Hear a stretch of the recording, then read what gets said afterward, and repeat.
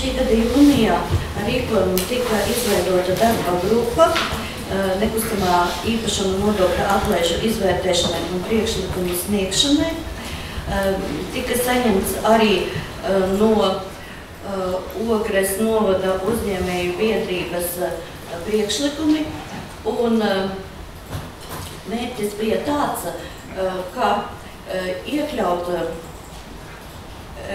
saistošajos noteikumos par nekustamā īpašuma nodokļa atvieglojumiem arī vairāk uzņēmēju rēķināties ar uzņēmēju interesi un attīstīt uzņēmēju darbību Ogres novadā. Jo vairāk attīstīsies uzņēmēju darbība, jo tātad arī ekonomikas izaugsme ir prognozējuma un tātad arī pašvaldības ieņēmumi. Ņemot vērā to, ka ierosinājumu bija daudz un apjoms bija liels, tad tika nolemts, ka mēs neveicam grozījumus vecajos saistošajos noteikumos, bet izstrādājam jaunus noteikumus, kurā jūs redzat šobrīd sagatavotos saistošos noteikumus. Iezīmētās vietas ir tas, kas nāk no jauna, vai, teiksim, tur dažās vietās, kur ir arī precizējumi no iepriekšējiem noteikumiem. Bet jūs redzat, ka liela daļa ir tāda, kuri nāk pilnīgi no jauna papildus šobrīd. Un tādēļ varbūt es runāšu par tām vietiņām, par tām lietām, kur ir izmaiņas. Un šobrīd ir tā, ka, ja mēs gribam, lai šie saistošie noteikumi stātos spēkā un sāktu darboties jau ar nākošo budžeta gadu, tad novembra sēdē mums būtu jāpieņem lēmums. Ir tā, ka divi no šiem punktiem manā skatījumā, es domāju, ka vajadzētu komisijai vēlreiz sanākt kopā un noprecizēt, es izstāstīšu, par kuriem punktiem es šobrīd runāju, to varētu paprecizēt uz domes sēdi. Jo manā skatījumā viņi šobrīd nav pilnvērtīgi, jo viņi nesasniedz to mērķi, kāpēc šais noteikumos to iekļauj.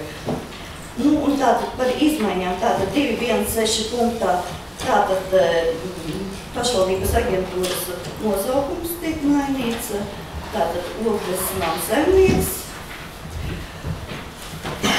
Punktos 4.4.1 līdz 4.4.3, tātad tās summiņas tiek precizētas, nopaļotas, jo tad, kad mums mainījās pārgājām uz eiro, sākotnēji saistošajos noteikumos bija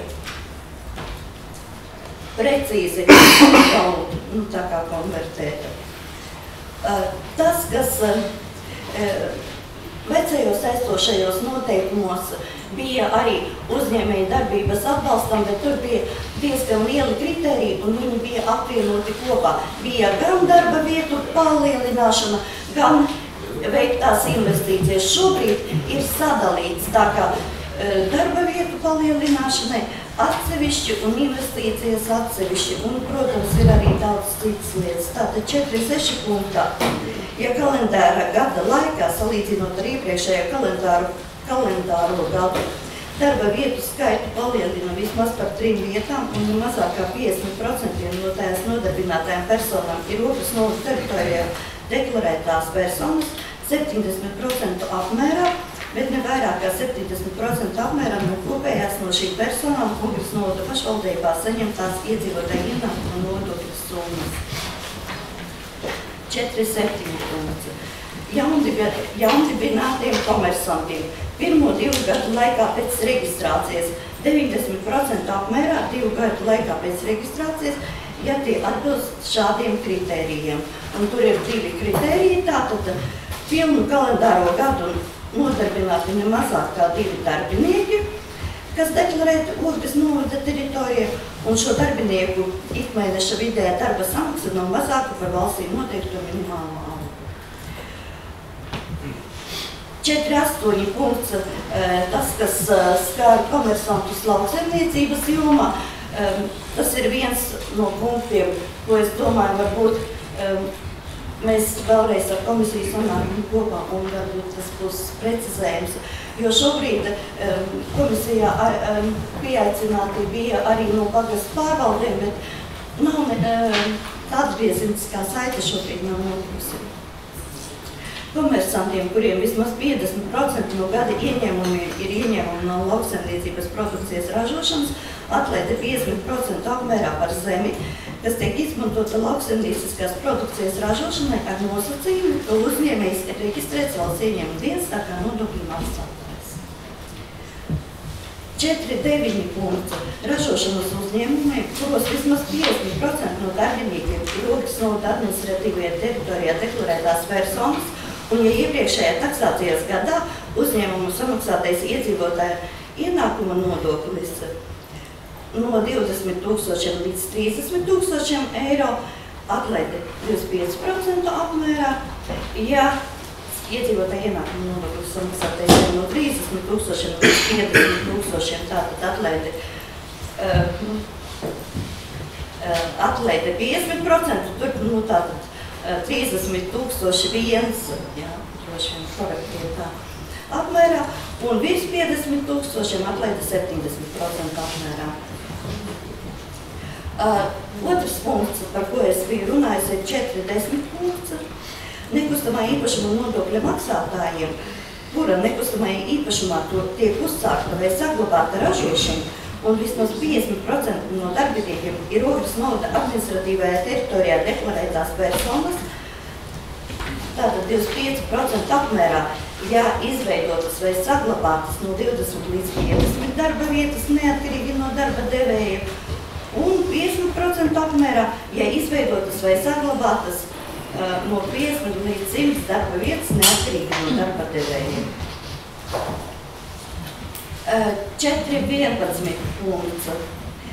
Ja tiek būvētas jaunas vai rekonstruētas vai renovētas esošās ēkas uzņēmēja darbības veikšanai, atlaide 3 gadu laikā pēc šo ēku visu kārtu nodošanas eksploatācija, nepārsniedzot veikto investīciju apjomu. Šobrīd ir procentuāli sadalīts, mēs mēģinājām, skatot šo jautājumu, aptvert un lai ne tikai lielie ražotāji būtu, bet arī mazie ražotāji. Un tādēļ, teiksim, tas investīciju apjoms varbūt sākotnēji arī nav liels. Priekš maza uzņēmuma tas ir liels, bet priekš liela uzņēmuma tas nav liels. Tāpēc ir tas vēl viens rādītājs, ka nepārsniedzot, jo lai neiznāk tā, ka 3 gadu laikā vai ne tās investīcijas, tās atlaide ir lielāka nekā veiktie iegūmi. 4.12. punkts. Ja tiek veiktas investīcijas ražošanas iekārtās, atlaide 3 gadus pēc šo investīciju veikšanas un arī nepārsniedzot veikto investīciju apjomu. Tātad pirmais, kas bija 25% apmērā, ja veiktās investīcijas ir no 15 000 līdz 100 000 eiro uzņēmumiem, kur gada apgrozījums nepārsniedz 100 000 eiro. Tas ir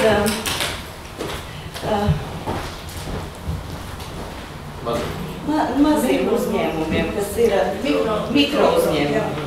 Jau ir svārta teikšana.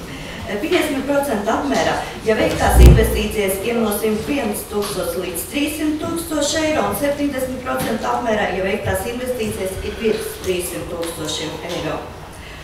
Un ir arī viens punkts, kas tā kā, ja uzņēmumi piedalās pašvaldības aktivitātēs, ja ziedo kādi ir pašvaldības kultūras vai sporta pasākumiem, tātad par ziedojumiem.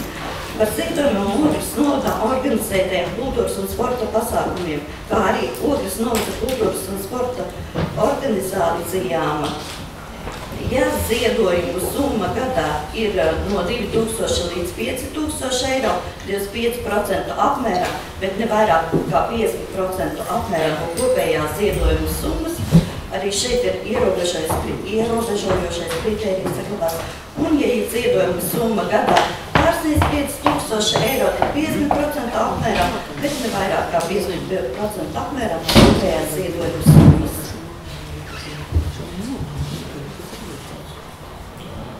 tā, tad ir arī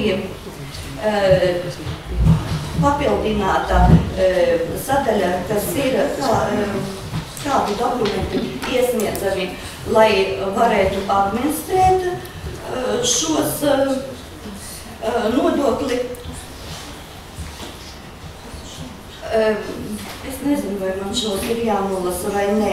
Vārds sakot, lai pašvaldības darbinieki varētu saņemt informāciju, kas ļautu piemērot šos atvieglojumus, lai tātad mēs varētu gan personu sarakstu saņemt attiecīgi punktiem,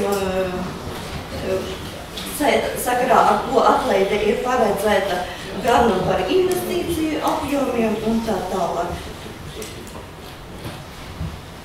Nu, un tas, ko mēs esam, jo šobrīd ir tā, ka būs arī jautājumi tādi, kur būs arī, teiksim, paša uzņēmēja iesniegums ar apliecinājumu par datu patiesumu. Mums, protams, būs tiesības pārbaudīt to, un šobrīd ir papildus iekļauts 9.2 punkts, ka nodokļu maksātājs nodokļu atvieglojumu saņemšanai, ja nodokļu maksātājs nodokļu atvieglojumu saņemšanai ir sniedzis nepatiesu informāciju, tad 10 gadu laikā no šī fakta konstatēšanas dienas viņš nevarēs sniegt nekādus dokumentus atvieglojumu saņemšanai.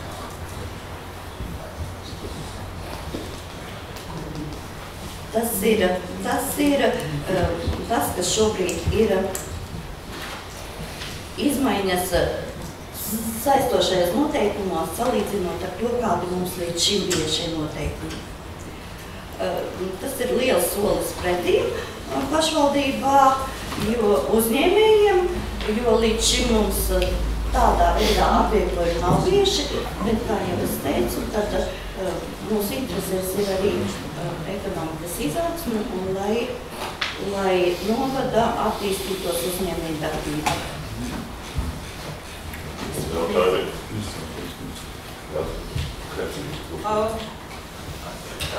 Es patiešām priecājos, ka ir sagatavotas izmaiņas šādos saistošajos noteikumos, jo es domāju, ka tas ir pamats, lai mēs atbalstītu savus uzņēmējus un līdz ar to arī tālāk varētu pretendēt arī uz lielāku mūsu budžetu, jo uzņēmēja darbība ir ekonomikas pamatā, man liekas, par to mēs visi zinām.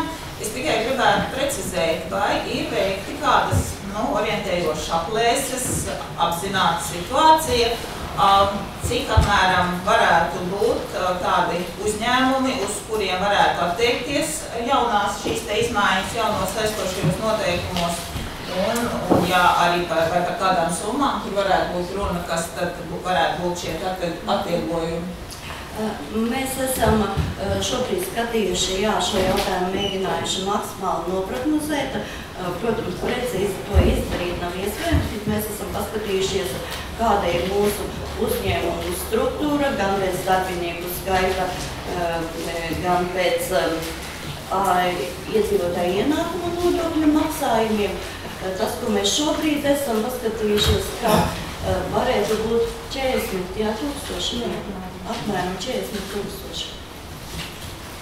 Cik apmēram uzņēmumu tie varētu būt? Nevaram kā 10. Jā, nevaram. Jo tāpēc, kad neskatoties uz to, mūsu ražošanas uzņēmumi ir maz, principā, arī tie, kas pretendē, ka mums darba vietas skaitām, ka mums iedzīvotāji ienākumu nodokļu maksātājiem ir tikai tas, ka viņi varēs izvēlēties vienu no šīm atlaidēm. Tad viņi būs labāki.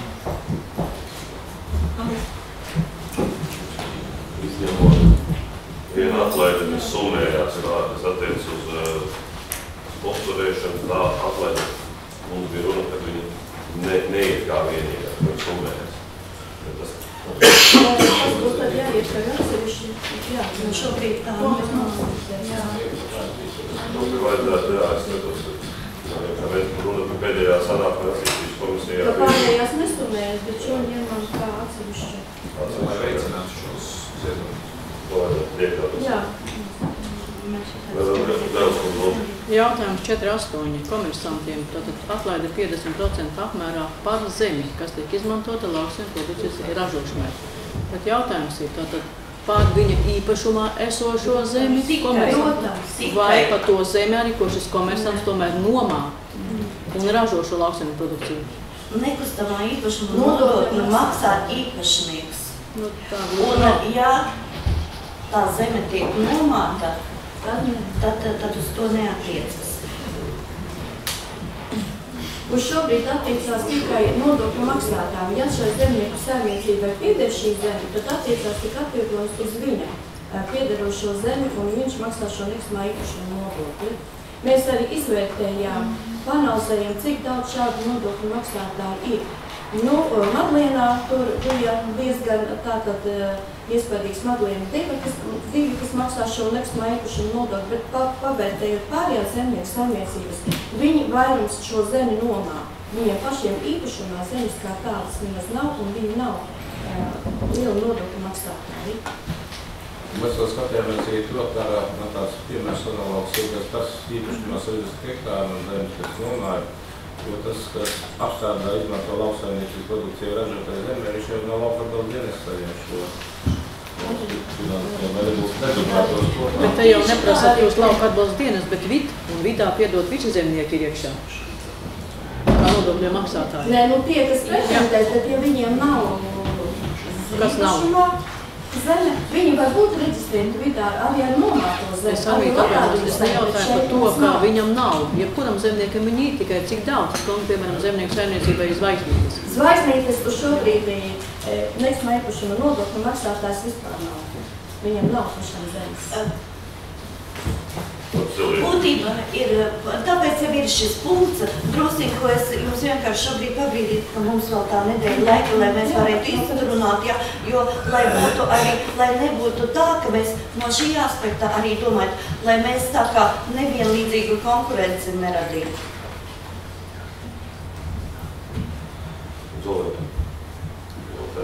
Mazie zemnieki,